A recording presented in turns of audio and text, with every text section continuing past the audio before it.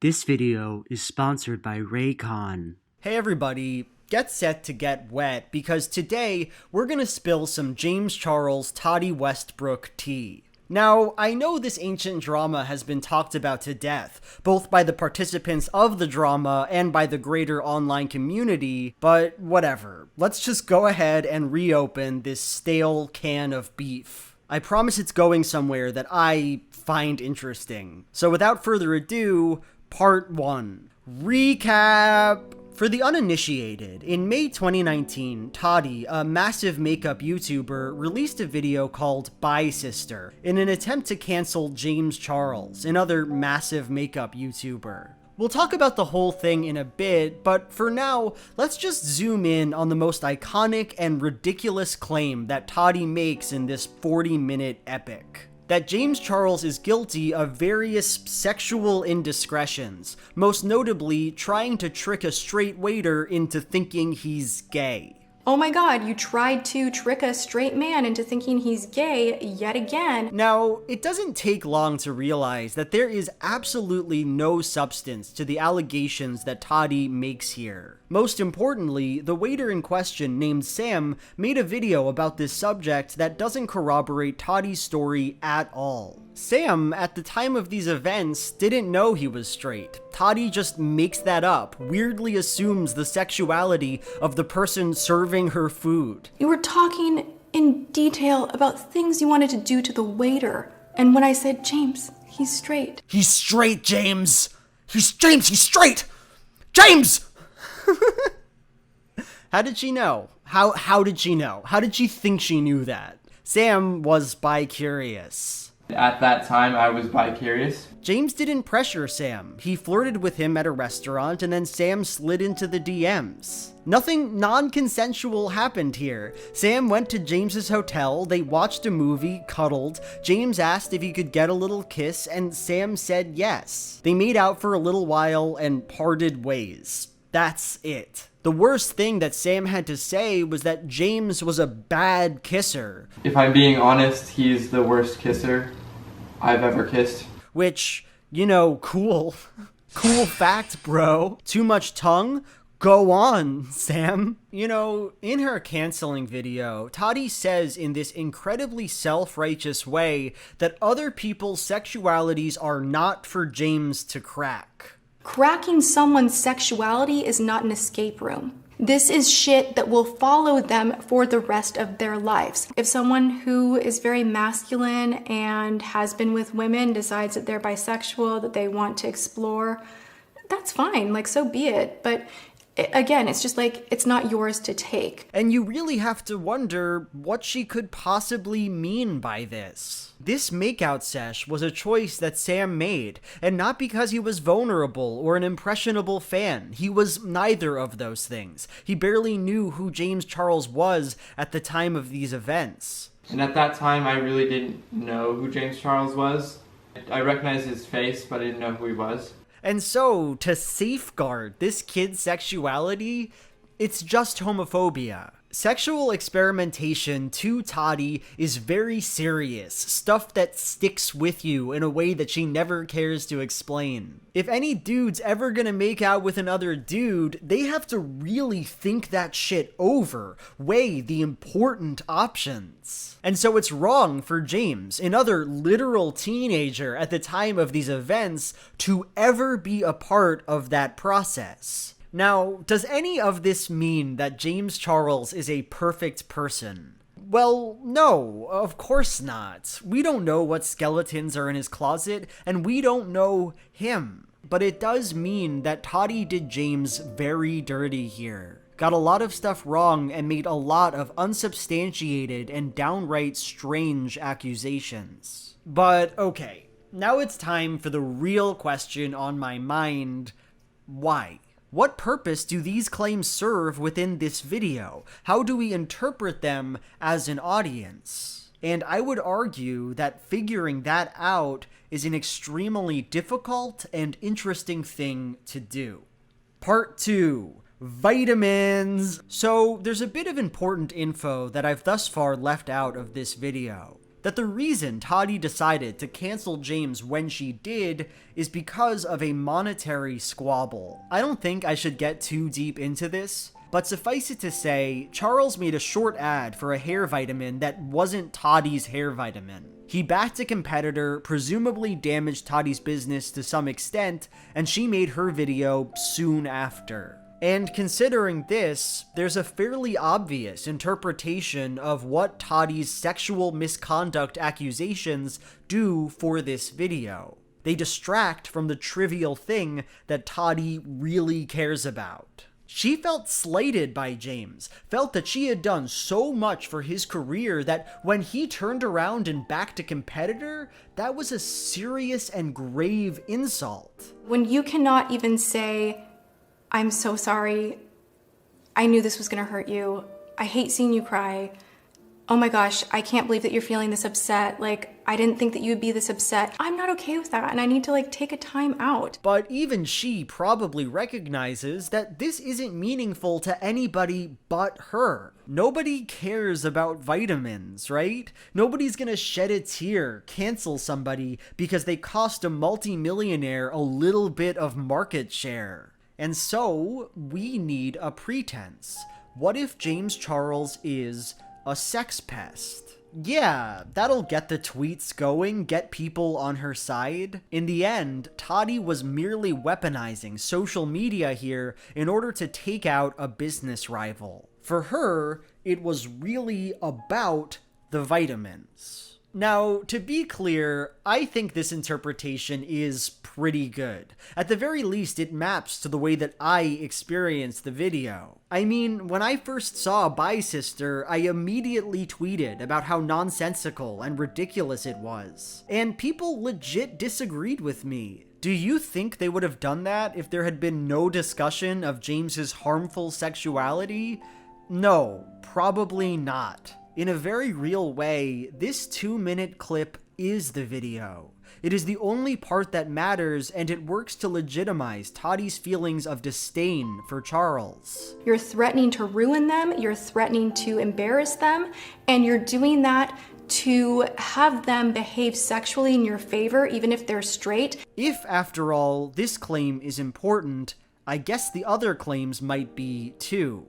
But even if this is a good interpretation, even if it resonates with our experience of the video, I can't help but think that there's something more here. More to what Tati says and more to how her accusations function. And that is what I want to talk about now. Part 3. No more lies. So I want to start off this section by asking a few questions of Tati's video. Questions that personally confuse me and that I think are helpful to understanding this text as a whole. Cue number 1. Why does Tati talk about her accusations in such a strange way? Like, so far, I've only shown Tati's most serious claims. That James is a sexual predator, that he coerced and tricked people into performing sexual acts. Really intense shit. But within the context of this video, these claims are buttressed with the most ridiculous shit imaginable. She talks at length about how James embarrassed her with her friends by acting crude and horny. And when I said, "James, he's straight,"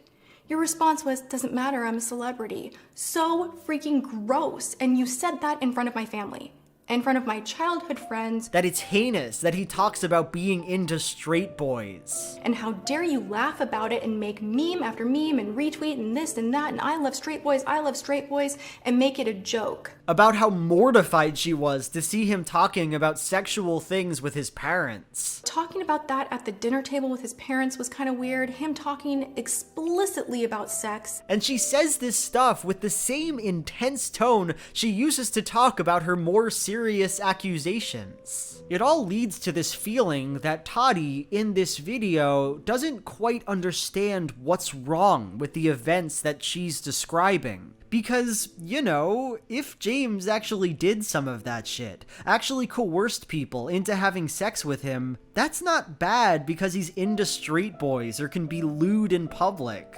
No, it's bad because he's a rapist. Everything else is cringe at worst. So why doesn't she put more emphasis on the only important part of her accusation?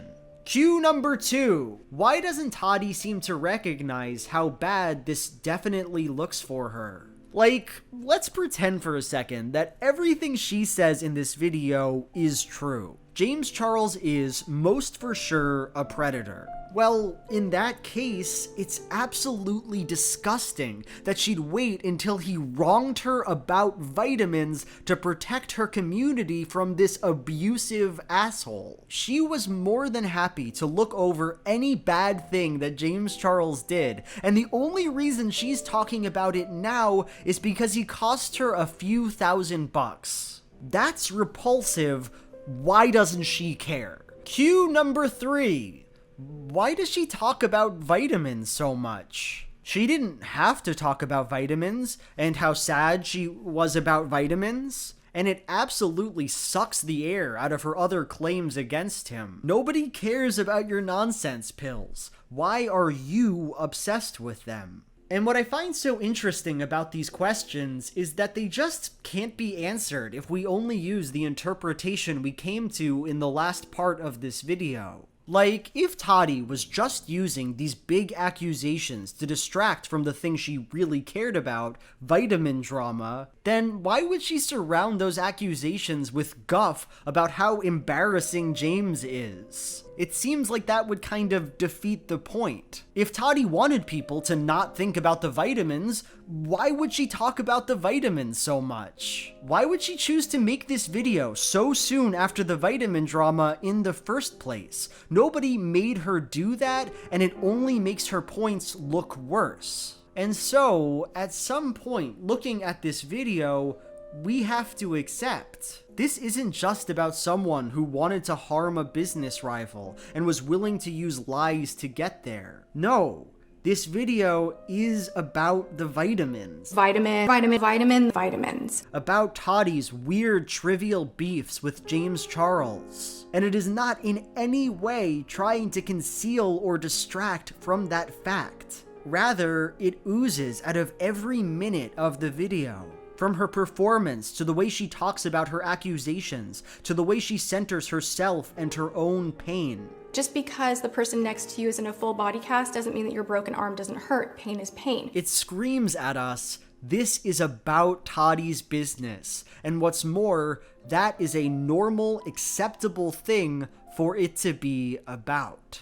And I don't know, I find something really weird and unsettling about that. Part 4. Satan. Part 4. Satan. I don't know where I first heard this. I feel like it might be from Penn and Teller's bullshit or something. I can't find it. But someone at some point probably said, Christians love the idea of Satanists. They love them because Satanists agree with almost every aspect of Christianity. The divinity of Christ, the existence of a Christian God, the existence of hell. But then they just decide at the very last minute to go the other way. They believe all that stuff and they just delightfully choose this random thing to worship Satan over God. Now, I know that Satanism is probably more complicated than what this non-quote describes, but nonetheless, it's what I think about when I think about this Tati video. Watching Bye Sister, the instinctive way I want to understand it is by saying that Tati is deceiving us. She wanted to harm the competition, and she had to pull the wool over our eyes to do it. But now that I'm really thinking it over, I realize that this was just the narrative I personally wanted to be true. If this video functioned to obfuscate some reality, then it would mean that everyone here was on the same page. Tati understands the importance of her claims, understands how trivial this vitamin scandal was, understands she was doing a bad thing. Like the Satanist, she respects the game, honors and understands the rules, but just chooses to go the other way, chooses to lie. And sure, that is duplicitous and awful, but it is also comforting. I mean, that's just what businesses sometimes do, right? Harm the competition, concoct a phony narrative. I feel like stories like that conform to our understanding of how capitalism is supposed to behave, what its shadow is supposed to look like. And it positions us, the audience, in fun, exciting roles as investigators and truth seekers. But that's not the story we got. Tati is not our Satanist, and she doesn't care about our God. In the wake of Tati's video, James Charles lost more than 1 million subs, and Tati realized that this had all gone too far. She deleted the video and said that while she still stands by everything she said, it wasn't worth the drama and she regrets saying anything. Then, in a video released extremely recently, she recanted that statement and claimed that Shane Dawson and Jeffree Star, 2 other huge YouTubers, duped her into making those false accusations. I made it as a result of all of the poisonous lies that were fed to me by Shane Dawson and Jeffree Star. It wasn't really her fault in the first place. Looking at this, we can all feel that there's something wrong here, right? For one thing, if Tati actually believed the things she said in her video, at least at first, then why was she so quick to say she regretted the whole thing? If James is a predator, that's an important thing to say, and it doesn't make sense to apologize for saying it. But also, why is she just now coming to the conclusion that what she did was wrong? A full year later, now that Shane Dawson is conveniently facing a lot of other heat on the internet. Are we really supposed to ignore that perfect timing? No, of course not. This video is, once again, a shameless corporate ploy. And in this moment, it becomes clear that to Tati, it doesn't matter if she's right or wrong with her accusations. It doesn't matter where she got them from. Not in some malicious, knowing, Machiavellian way, but rather in the sense that she actually doesn't give a shit. Not enough to stand by the importance of her accusations when pressed, not enough to justify costing her extremely famous coworker 1 million subbies on YouTube.com, not enough to admit her claims were untrue until it was extremely convenient and business savvy to do so, not enough to take real responsibility for what she said and her part in this, rather than just shoveling the blame onto 2 other people. At the beginning of Bye Sister, we see a montage of all the times Tati helped out James Charles on her channel, repped his merch or whatever. I'm the friend that's encouraging you guys to use code JAMES for 10% off of savings. This moment tells us very clearly that the thesis of this video is Tati has treated James better than James has treated Tati. And one example of that is that James was sponsored by a competing vitamin company. Another is that he didn't rep her merch hard enough. Another is that he is embarrassing and too gay. And yet another is that he is a rapist. And maybe we care about some of those claims more than others. Maybe we want to seek justice for the important problems and ignore the trivial ones. But within this video, those distinctions are not relevant at all. From Tati's perspective, it seems, there is no depth, no conspiracy, nothing to conceal from or distract with. Everything is just vitamins. And considering how influential her video was, maybe she's right about that.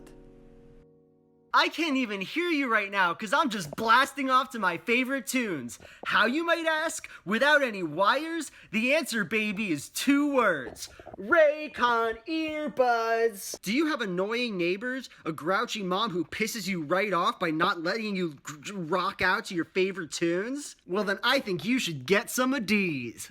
These pups start at about half the price of any other wireless earbuds on the market. Sound just as amazing as them too. Their everyday E25 is their best model yet, with seamless Bluetooth pairing and 6 hours of playtime. Personally, I like using them to do little guided meditations, and they're super great for that. They sound really nice, and the British man who guides me through the meditations calms me, and I don't have to worry about any pesky wires. So if you want to listen to prog rock non-stop like your favorite badass Big Joel, go to the URL buyraycon.com/Big Joel and get 15% off your first purchase! So that's the end of the video. Hope you found that illuminating, I guess. I don't know what I wanted you to get from that.